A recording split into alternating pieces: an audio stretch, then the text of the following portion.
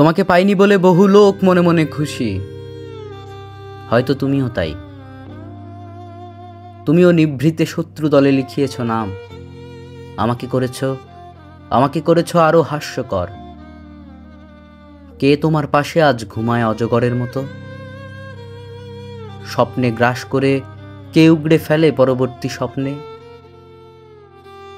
এক বৃদ্ধ বনরুই আমার বেদনাগুলো শুনে আরো বৃদ্ধ হতে চলে যায় কোনো পাহাড়ের দিকে।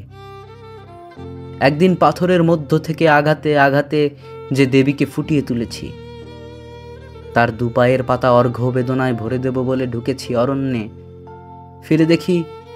ফিরে দেখি সমুদ্রের কাছে মৃদু হয়ে ফুটে আছে যৌথ প্রস্থানের চিহ্ন।